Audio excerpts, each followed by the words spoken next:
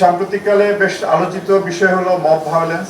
আপনারা জানেন যে বিভিন্ন জায়গায় রাস্তাঘাট বন্ধ করে দাবি দাওয়া আদায়ের নামে রাস্তাঘাট বন্ধ করা, বিভিন্ন সরকারি অফিসে গিয়ে সেখানে ঝামেলা তৈরি করা দলবদ্ধভাবে, এই ধরনের ঘটনা আমরা ইদানিং প্রায় প্রত্যক্ষ করি। এটি খুব অন্যায় কাজ। আমরা এই ধরনের মব ভায়োলেন্সের ব্যাপারে কঠিন পদক্ষেপ গ্রহণ করব। কোনোভাবেই আইন কারো হাতে তুলে নেওয়া যাবে না। আইনকে শ্রদ্ধা করতে হবে এবং আইন মেনে চলতে হবে। সাম্প্রতিককালে লালমনিরহাট জেলার পাটগ্রামে থানায় আক্রমণ করে 2 জন আসামিকে ছিনিয়ে নেওয়া হয়। তো সেই ঘটনায় আপনার মামলা রুজু হয়েছে। আমরা র্যাপিড অ্যাকশন ব্যাটালিয়ন এবং জেলা পুলিশের যৌথ অভিযানে আমরা সেই ঘটনায় 3 জন আসামিকে গ্রেপ্তার করি এবং যারা অবশিষ্ট আসামি আছে তাদেরও গ্রেপ্তার কার্যক্রম চলমান আছে। গত 3রা জুলাই 2025 মুরাদনগরে একটি মর্মান্তিক ঘটনা ঘটে।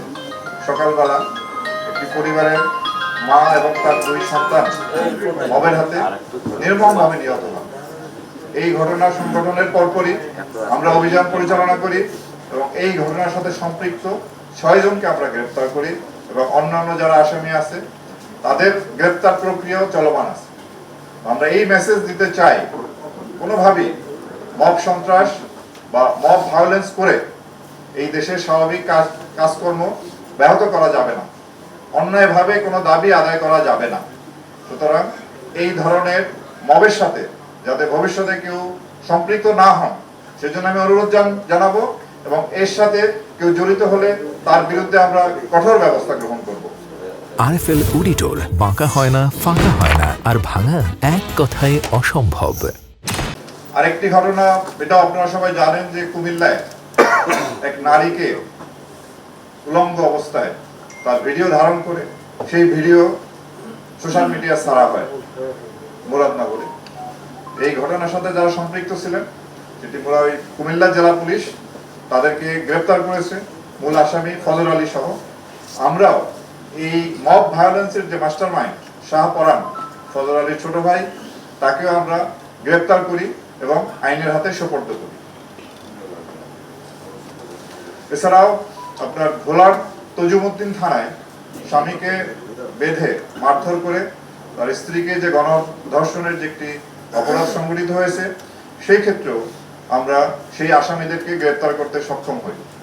ঢাকা শহর সহ বিভিন্ন শহরে আমরা কিশোর গ্যাংয়ের একটা তৎপরতা আমরা পরিলক্ষিত হয় আমাদের কাছে। আমরা বেশ কিছুদিন পূর্বে মোহাম্মদপুর এলাকার যেটি সন্ত্রাসী কবজি কাটা আনোয়ার, তাকে গ্রেপ্তার করি। সে জেল হাজতে আছে। তারই আর এক সহযোগী টুন্ডা বাবু, তাকেও আমরা গ্রেপ্তার করে আদালতে সোপর্দ করেছিলাম। পরবর্তীতে সে জামিনে এসে পুনরায় একই ধরনের অপরাধের সাথে জড়িত হয়। তাকেও আমরা গত 2রা জুলাই গ্রেপ্তার করি এবং আইনের হাতে সোপর্দ করি। আইনের শাসন সমুন্নত রাখা, মানবাধিকার রক্ষা, সকল নাগরিকের নিরাপত্তা সুনিশ্চিত করা, অপরাধ চিহ্নিত ও প্রতিরোধ করা এবং অপরাধীদেরকে আইনের আওতায় নিয়ে আসার ক্ষেত্রে ভবিষ্যতে র্যাব দৃঢ়ভাবে কাজ করবে।